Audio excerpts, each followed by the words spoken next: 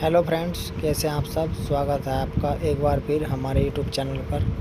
और आज फिर हम एक नया टॉपिक लेकर आए हैं। ये प्राचीन इतिहास का आर्ट एंड कल्चर पार्ट है। और यहाँ पर हम देखेंगे गांधार कला और मथुरा कला शैली में अंतर। तो दोस्तों चलिए शुरू करते हैं।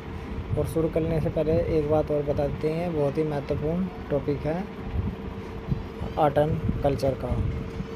ठीक है दोस्तों, तो चलिए एक बार देख लेते हैं पिक्चर भी। आर्ट एंड कल्चर में गांधार कला शैली कैसी है और मथुरा कला शैली कैसी है। ठीक है दोस्तों, चलिए देखते हैं इसे। ये गांधार कला है, ठीक है दोस्तों, और ये मथुरा कला है। ठीक है, मथुरा कला में क्या है, पूरी मूर्ति बनाई हुई है। ठीक है, और नीचे भी यहाँ पर इसमें बनाए गए और यहाँ पर केवल शीश, चेहरा, ठीक है, गर्दन तक बनाया हुआ है। तो चलिए अब इसके बारे में हम पढ़ लेते हैं, दोनों के बारे में और तुलना करते हैं। ठीक है दोस्तों, चलिए शुरुआत करते हैं। यहाँ पर है गांधार कला और इधर मथुरा कला। ठीक है, चलिए इस शैली का मुख्य विषय क्या है। इस शैली का मुख्य विषय बुद्ध और बौद्ध धर्म से संबंधित वृत्तांतों का दृश्यांकन है। ठीक है, मतलब बौद्ध धर्म से संबंधित ये गांधार कला है। ठीक है, बुद्ध और बौद्ध धर्म से।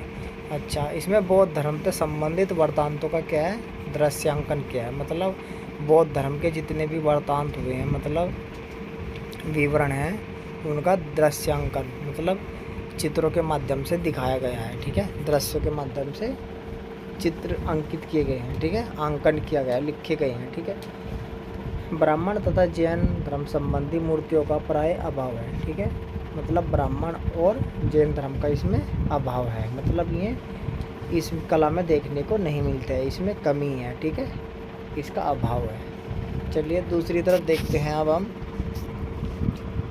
बुद्ध, बोधिसत्व, जैन तीर्थंकर व ब्राह्मणीय देवी देवताओं की मूर्तियों के साथ साथ लोक अभिरुचियाँ यक्ष और यक्षकी को भी पाषाण में उकेरा गया है। ठीक है, मतलब इसमें क्या है, बौद्ध भी है, बोधिसत्व भी है, जैन तीर्थंकर भी है और ब्राह्मण देवी देवताओं की मूर्तियों के साथ साथ जो अभिरुचियाँ हैं, ठीक है, जैसे यक्ष और यक्षकी, ठीक है, पाषाण पे उकेरा गया है इन्हें भी, मतलब पत्थरों पे इन्हें भी, इनका भी चित्रांकन किया गया है। ठीक है, अब यहाँ पर एक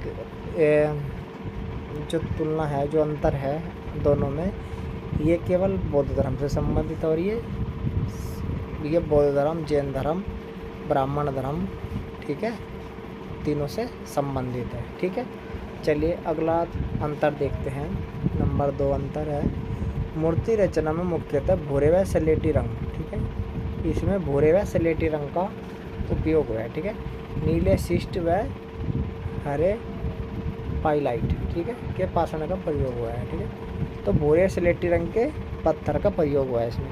यद्यपि चूने में बालू के मिश्रण से तैयार प्लास्टर भी मूर्ति निर्माण हुआ है। ठीक है, कैसे, चूने और बालू के मिश्रण से तैयार जो प्लास्टर है उससे भी क्या हुआ है, मूर्ति का निर्माण हुआ है। ठीक है, एक तो यहाँ पर मुख्य विशेषता क्या है इसकी, भूरे और स्लेटी रंग का तो पत्थर हुआ है। ठीक है, और चूने और बालू के मिश्रण से तैयार प्लास्टर से क्या हो गया, मूर्ति का निर्माण। ठीक है, चलिए आगे देखते हैं। इसमें गांधार कला में स्तरित चट्टान, शिष्ट व गच्छ अष्टकों का प्रभुत प्रयोग हुआ है। ठीक है, चलिए अब इधर देखते हैं। सफ़ेद चित्तीदार लाल बलुआ पाषाण से मूर्तियों का निर्माण। ठीक है, तो कैसे, लाल बलुआ पाषाण से, ठीक है, मतलब कि लाल बलुआ पत्थर से मूर्तियों का निर्माण हुआ है। ठीक है, और वहाँ पर किस पाषाण से हुआ था, भूरे व स्लेटी रंग से। ठीक है दोस्तों, और इसमें सफ़ेद चित्तीदार, ठीक है, सफ़ेद चित्तीदार लाल बलुआ, ठीक है, और यहाँ पर भूरे स्लेटी। ठीक है, अब यहाँ पर देखते हैं प्रस्तर स्थानीय रूप से रूपवास भरतपुर तथा सीकरी में बहुतायत से मिलता है। ठीक है, यह प्रस्तर माने पत्थर स्थानीय रूप से कहाँ मिला है, भरतपुर और सीकरी में बहुत ज़्यादा मिलता है। ठीक है, चलिए आगे देखते हैं हम इसमें। नंबर 3, इस कला में भारतीय विषयों को यूनानी ढंग से उत्कीर्ण किया गया है। ठीक है, मतलब जो भारतीय विषय है मैंने किस उसमें किया गया है, यूनानी ढंग से। ठीक है, यूनानी तरीके से उकेरा गया है। ठीक है, जैसे बुद्ध की मूर्ति का यूनानी देवता अपोलो के समान उत्कीर्ण। ठीक है, मतलब बुद्ध की जो मूर्ति बनाई गई है वह यूनानी देवता कौन थे, अपोलो, उसकी समान मूर्ति बनाई है। ठीक है, गांधार शैली में। अब जबकि मथुरा कला में देखते हैं, मथुरा कला में भाव की कल्पना, विषय और अलंकरण सर्वथा भारतीय हैं। ठीक है, उसमें यूनानी है और इसमें कौन से हैं, कला में भाव की कल्पना, विषय और अलंकरण सबसे ज़्यादा या सबसे पहले भारतीय ही हैं। ठीक है, अपने भारत के ही हैं। चलिए चौथा भी देख लेते हैं अंतर। यह कला पुरुष प्रधान, ठीक है, यथार्थवादी कला है। मतलब ये जो कला है इसमें पुरुष प्रधान है। इसमें अधिकतर जो मूर्ति वगैरह जितना भी चित्रांकन हो रहा है वो किनका हो रहा है, मेल का, मतलब पुरुषों का हो रहा है। ठीक है, और यथार्थवादी है, मतलब जो कल्पना बहुत ही कम है, हकीकत की ज़्यादा है, जो सच है वही अंकन किया गया है। ठीक है, आध्यात्मिकता और भावुकता का इसमें अभाव, मतलब इसमें आध्यात्मिकता और भावुकता का इसमें अभाव है। ठीक है, आध्यात्मिकता और भावुकता की कमी है। ठीक है, ये बहुत कम मिला है इसमें। ठीक है, आगे देखते हैं। शारीरिक सौंदर्य को उभार कर प्रदर्शित किया गया है। ठीक है, शारीरिक सौंदर्य को उभार कर मतलब जितने भी शरीर के जो अंग हैं उन्हें उभार कर क्या किया गया, प्रदर्शित किया गया, मतलब दिखाया गया है।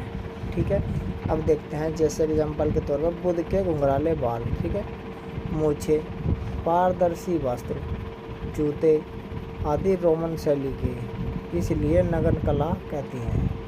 कौन सी कला कहते हैं, नग्न कला। क्यों, क्योंकि जो पारदर्शी वस्त्र हैं, ठीक है, वस्त्र कैसे हैं, पारदर्शी। ठीक है, तो इसे क्या कहते हैं फिर, नग्न कला। ठीक है, चलिए अब दूसरी तरफ देखते हैं, मथुरा कला।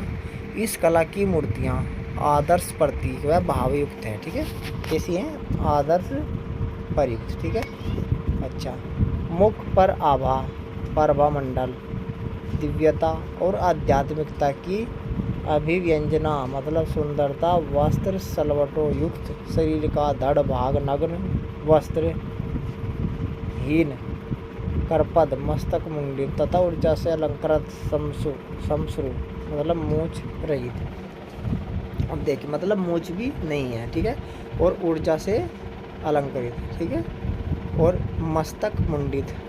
ठीक है, अच्छा, शरीर का धड़ भाग नग्न, वस्त्र विहीन। ठीक है, शरीर का धड़ भाग मतलब गर्दन का हिस्सा क्या है, वस्त्रहीन है। ठीक है, मतलब वहाँ पर कोई वस्त्र नहीं है। ठीक है, और जो वस्त्र है वे कैसे, सलवट युक्त है। ठीक है, अच्छा, सलवटरी मतलब उनमें, तो ये क्या है, आदर्श प्रतीक है। और ठीक है, और मुख पर आभा, प्रभामंडल मतलब जैसे सवेरा हो ना, इस तरीके से प्रभामंडल हो रहा। ठीक है, और दिव्यता भी है, आध्यात्मिकता की अभिव्यंजना भी है। ठीक है, तो ये सब क्या खासियत है इसमें, ये सब खासियत है इसमें। ठीक है, किस चीज़ में, मथुरा कला में। ठीक है, जबकि उधर क्या था, उधर यथार्थ को दिखाते, कपड़े भी बिल्कुल पारदर्शी थे, नग्न कला कहते, जूते थे। ठीक है, बुद्ध के घुंघराले बाल और मूछें भी थी। ठीक है, और जूते भी पहन रखे थे। चलिए आगे देखते हैं इसमें हमारा जो लास्ट पॉइंट है 5, प्रभामंडल का भारतीय मूर्ति विधान में सर्वप्रथम प्रयोग गांधार कला से शुरू हुआ। ठीक है, प्रभामंडल का भारतीय मूर्ति विधान में, ठीक है, सर्वप्रथम प्रयोग गांधार कला से शुरू हुआ। प्रभामंडल सादा व अलंकरण रहित है। ठीक है, बुद्ध की मूर्ति या पद्मासन, धर्म चक्र, परिवर्तन, वरद तथा अभय मुद्रा में निर्मित है। ठीक है, हम एक अलग से जब चैप्टर लाएंगे इसका तो बुद्ध की जितनी भी दशाएं हैं ना, वे सब के सब दिखाएंगे आपको, ठीक है।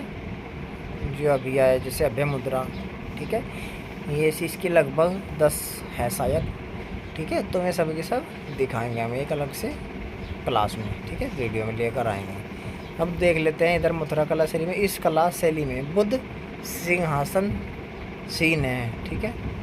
पैरों के समीप सिंह की आकृति है। प्रभा मंडल सादा है जिस पर बंगड़ियों की कटाव की गोट है, ठीक है। तो ये देखते हैं कितना अंतर है, ठीक है, बहुत ही ज़्यादा अंतर है। जो ये मथुरा कला शैली है इसमें भारतीय की झलक है, और जो गांधार कला है ये यूनानियों की झलक है।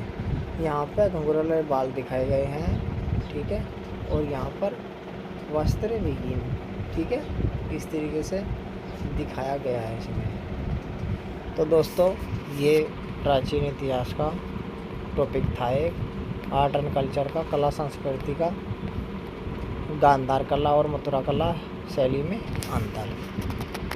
ठीक है दोस्तों, फिर मिलेंगे हम अपनी अगली क्लास में, तब तक के लिए धन्यवाद।